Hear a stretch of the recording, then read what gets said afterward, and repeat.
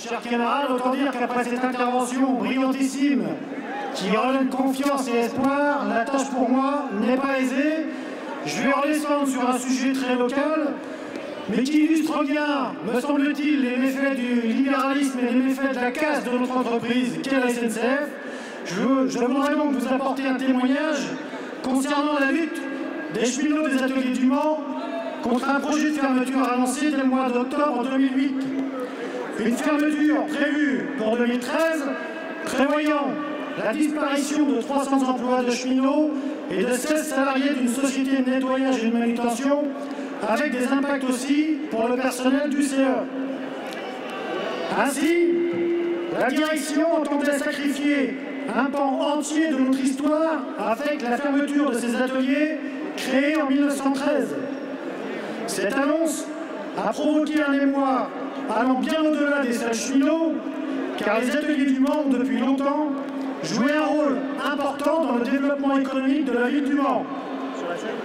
Très rapidement, suite aux interventions de la CGT, des résolutions s'opposant à cette décision sont adoptées à l'unanimité, tant par le conseil municipal du Mans que par le conseil général, avec même l'intervention d'une députée à l'Assemblée nationale. Cette décision politique s'inscrit dans la logique libérale des dirigeants de la SNCF.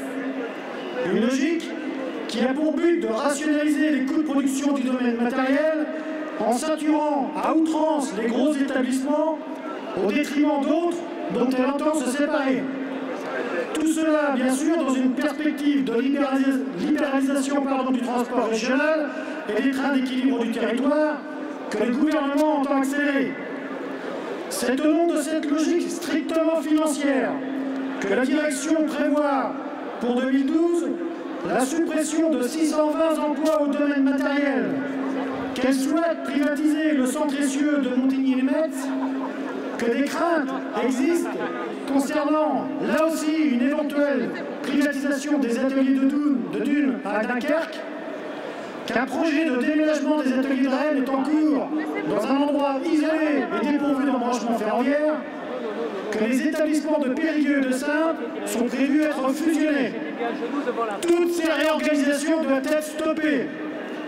Le dossier des ateliers du Mans s'inscrit donc dans ce tableau des plus sombres que nous devons combattre de toutes nos forces. Pour y parvenir, au-delà des multiples rassemblements et assemblées générales que nous avons organisés, la CGT a préparé un document de proposition alternative.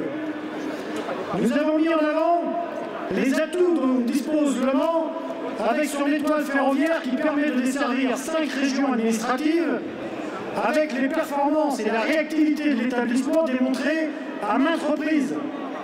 Dans le même temps, la CGT a proposé d'étendre la vocation du Mans autour d'une maintenance de matériel TER dans un cadre interrégional, sans oublier le rôle que notre site pourrait jouer dans le cadre du développement du périurbain. C'est donc à partir de ce document de proposition que nous avons mené la bagarre en organisant de multiples initiatives avec un premier objectif, obtenir l'organisation d'une table ronde avec les élus politiques locaux et régionaux, la direction de la SNCF et les organisations syndicales. Au final, la SNCF refusant de le faire, c'est la mairie du Mans qui s'en est chargée. Cette table ronde a permis de déboucher sur la mise en place d'un comité de pilotage chargé de réfléchir à retenir pour maintenir, voire développer des ateliers de maintenance du matériel sur le site du Mans. Discussions qui se sont faites sur la base du document de contre-proposition que la CGT a réalisé. Cette première victoire ne pouvait que renforcer notre détermination à poursuivre et amplifier nos actions. L'occasion nous en a été très rapidement donnée, puisque la direction a tenté un passage en force en voulant délocaliser une partie de nos charges de travail vers l'établissement de Périgueux. La réaction des cheminots fut immédiate. En effet, nous avons bloqué la passerelle des ateliers jusqu'à ce que la direction s'engage à stopper ces agissements, ce que nous avons obtenu. Après les travaux du comité de pilotage et 2 nouvelles réunions, la direction a proposé des charges de travail pour le Mans au-delà de 2013. Elle a acté la mise en place d'un chantier de déconstruction du matériel en fin de vie, Il s'agit de déconstruire du matériel radié tout en le valorisant au travers de tri sélectif et de récupération de pièces. La mise en place d'une maintenance légère du matériel TER sur le Mans avec une étude sur l'électrification des ateliers. La mise en place, là encore, d'une équipe mobile d'intervention chargée des opérations sur le matériel TER au sein des centres de maintenance.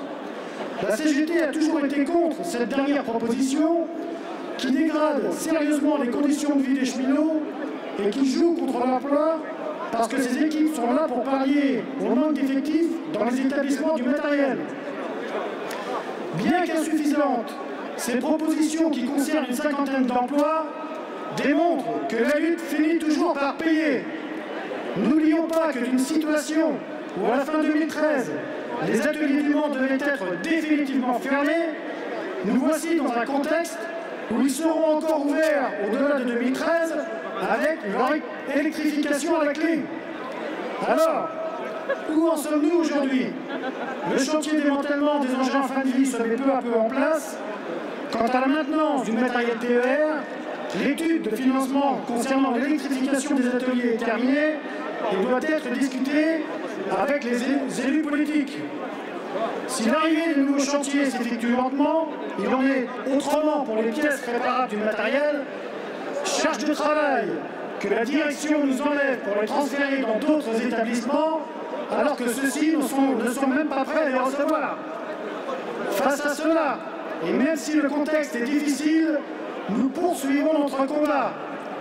Un combat d'une autre nature, puisqu'il s'agit d'augmenter le volume d'emploi aux ateliers afin que les cheminots puissent y finir leur carrière.